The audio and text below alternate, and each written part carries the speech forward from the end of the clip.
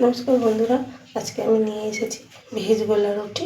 দেখুন তার জন্য আমি এখানে পেঁয়াজ কলি, গাজর, টমেটো, বিনস আর কটা কড়াইশুঁটি ভালো করে আমি এগুলো কুচিয়ে নিয়েছি। কড়াইতে তেল গরম হয়ে গেছে, এবার কালো জিরাও সোমবার দিয়ে দিয়েছি। এবার দিয়ে দেবো আমি এর মধ্যে একটু আদা এবং রসুন কুচি অল্প পরিমাণে।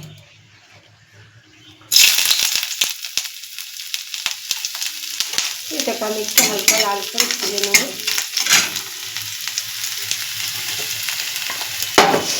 দিয়ে দেবো পেঁয়াজ কুচি, দিয়ে এটাকে আমি একটু হালকা লাল করে ভেজে নেব। দিয়ে দেবো সামান্য পরিমাণে একটু নুন,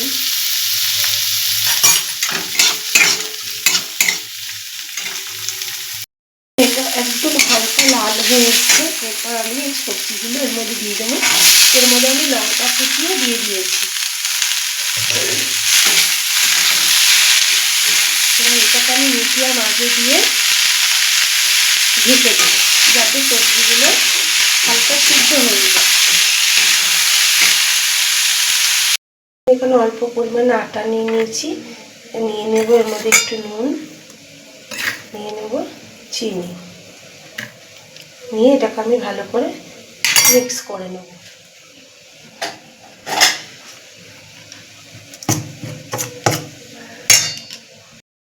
কিছুক্ষণ পর ঢাকনাটা তুলে নেব, নিয়ে এর মধ্যে একটু হলুদ দিয়ে দেবো, দিয়ে দেবো একটু চিনি দিয়ে এটাকে আমি আর একটু ভালো করে নাড়িয়ে নেবো, যাতে গোলা রুটির মধ্যে কাঁচা সবজিটা মিশালে কোনো কাঁচা গোলা রুটির মধ্যে সবজিগুলো মিশালে কোনো কাঁচা গন্ধ না পায়। তার জন্য আমি এটাকে একটু ভালো করে ভেজে নিচ্ছি। এটা ভাজা হয়ে আসলে এর মধ্যে আমি দিয়ে দেবো একদম সামান্য পরিমাণে জল, যাতে কড়াইশুঁটি এবং সবজিগুলো সিদ্ধ হয়ে যায়। দিয়ে এবার এটাকে আমি ঢাকা দিয়ে দেবো। আঁচটা কিন্তু আমার মিডিয়াম আঁচেই থাকবে। এবার কিছুক্ষণ পর ঢাকনা খুলে দেখুন, এবার এটাকে আমি নাড়া দিলাম আর জলটা পুরো টেনে গেছে। দেখুন এবার এটাকে আমি নামিয়ে নেব, গ্যাসটা অফ করে নামিয়ে নেব। এবার এটাকে আমি এই যে আমি আটাটা নিয়েছিলাম এর মধ্যে আমি এটাকে মিক্স করে নেব।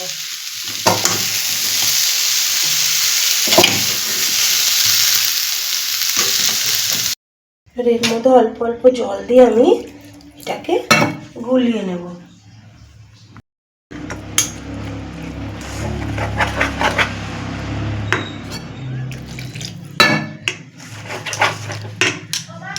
এখন এর মধ্যে আমি আরেকটু নুন, সামান্য পরিমাণে একটু চিনি নিয়ে এরকম ভালো করে ঘন করে গুলিয়ে নিয়েছি। দেখুন আমি চাটুটা বসিয়ে নিয়েছি, চাটু বসিয়ে চাটুটা গরম হয়ে গেছে। এবার আমি একটু তেল দিয়ে দিয়েছি, দিয়ে এবার এটাকে আমি ভালো করে তেলটাকে মাখিয়ে নিচ্ছি। এবার এটা গরম হলে এর মধ্যে আমি এক হাতা ব্যাটারটা দিয়ে দেবো। এখন আমার চাটুর তেলটা গরম হয়ে গেছে, ধোয়া হচ্ছে। এবার আমি এটাকে মিডিয়াম আঁচে রাখবো, রেখে এবার আমি এর মধ্যে এক হাতা করে আস্তে আস্তে দিয়ে দেবো। দিয়ে দিলাম 2 হাতা, দিয়ে এটাকে আমি আস্তে আস্তে গোল করে দেবো। দেখুন এটাকে আমি এক সাইড হয়ে গেছে, এটাকে আমি আস্তে আস্তে উল্টে দেবো।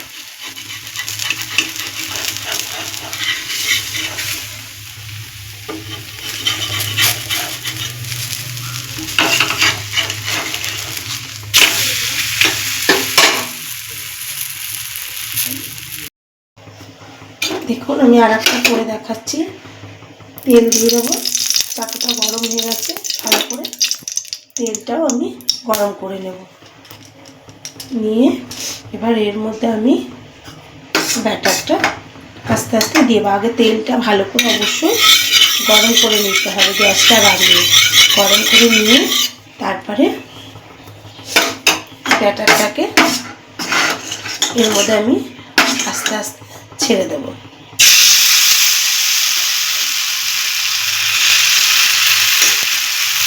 তেলটাকে গরম করে নিয়েছি ভালো করে। এবার আমি গ্যাসটাকে একদম মিডিয়াম আঁচে দিয়ে একদম মিডিয়াম আঁচে দিয়ে আমি এটাকে ঢেকে দেবো। তাহলে কি আমার উপরটা নিচটা দুটো ভালো ভালো ভাজা হয়ে যাবে। 1-2 মিনিট পর আমি এটাকে ভালো উল্টে খুলে দেবো। দেখুন ওপরটা কত সুন্দর মানে টেনে গেছে। এবার আমি এটাকে আস্তে আস্তে উল্টে দেবো। এখন আমার তাড়াতাড়ি উঠেও যাচ্ছে। এর পাশে আমি তেল দিয়ে দেবো, অল্প পরিমাণে একটু সামান্য তেল দিয়ে দেবো, দিয়ে এটাকে আমি আবার ঢাকা দিয়ে দেবো।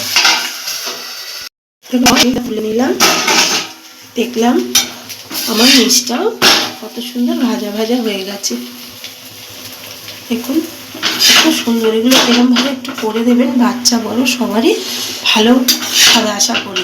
দেখুন কত সুন্দর হয়ে গেছে আমার ভাজাটা। গোলা রুটি রেডি হয়ে গেছে, কতটা সফট এবং নরম হয়েছে। এভাবে করে বাড়িতে দেবেন, বাচ্চা বড় আশা করি সবাই ভালো খাবে। এবং বাচ্চাদেরও এটা পুষ্টিকর ভিটামিন সবজি দেওয়া আছে। ভালো লাগলে একটা লাইক এবং সাবস্ক্রাইব করে দেবেন। ভালো থাকবেন, সুস্থ থাকবেন। দেখা হবে পরের একটি রেসিপি নিয়ে।